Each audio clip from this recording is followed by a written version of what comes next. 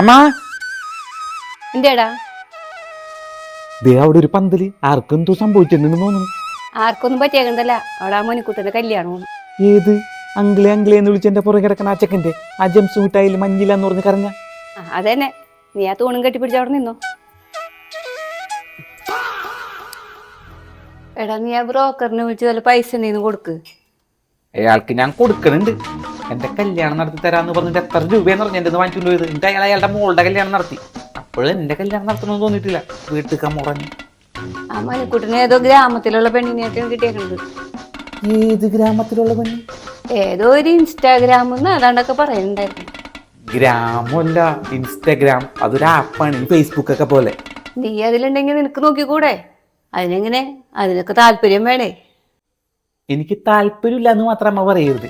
ഈ മണിക്കൂട്ടനൊക്കെ ജനിക്കണേ മുമ്പ് ഓർക്കുട്ട് എന്ന് പറഞ്ഞൊരു ആപ്പ് ഉണ്ടായി. അതിൽ ഞാനുണ്ടായിരുന്നു. അത് കഴിഞ്ഞിട്ട് വന്ന ഫേസ്ബുക്കിലുണ്ട്, ഇൻസ്റ്റാഗ്രാമിലും ഞാനുണ്ട്.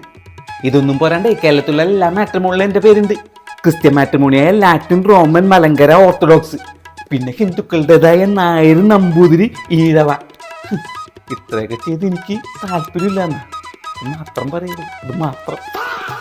എടാ, നമ്മൾ ആ കുട്ടനാട്ടിൽ പോയി കണ്ട പെണ്ണിന്റെ വീട്ടുകാർ വിളിച്ചിട്ടുണ്ടായിരുന്നു. എനിക്കറിയാ, പെട്ടെന്ന് കല്യാണം നടത്താനല്ല, അങ്ങനെ ഇട്ടിപ്പിട്ടിന്ന് പറഞ്ഞ് നടത്താൻ പറ്റുന്ന കാര്യമായിട്ടാണ് ഇത്. മണ്ഡപം ബുക്ക് ചെയ്യണം, ആൾക്കാരെ വിളിക്കണം, ഫുഡ് ഓർഡർ ചെയ്യണം. പിന്നെ ഇതൊക്കെ എല്ലാവരും കൂടെ വിചാരിച്ച 2 ദിവസം കൊണ്ട് നടക്കും. പക്ഷെ ഇതുപോലെ നടക്കാത്തൊരു കാര്യമുണ്ട്. ഈ മുഖം ഒന്ന് ഫേഷ്യൽ ചെയ്തിട്ടുണ്ടെങ്കിൽ ഒരാഴ്ച പിടിക്കുമ്പോൾ അതിൻ്റെ ഗ്ലോ ഒന്ന് പുറത്തോട്ട് വരാം. അപ്പോൾ ഒരാഴ്ച ടൈം അമ്മച്ചവരോടൊന്ന് ചോദിക്കും. എടാ, എന്നെ അവര് വിളിച്ചത് കല്യാണത്തിന് താല്പര്യമില്ല എന്ന് പറയാനാണ്.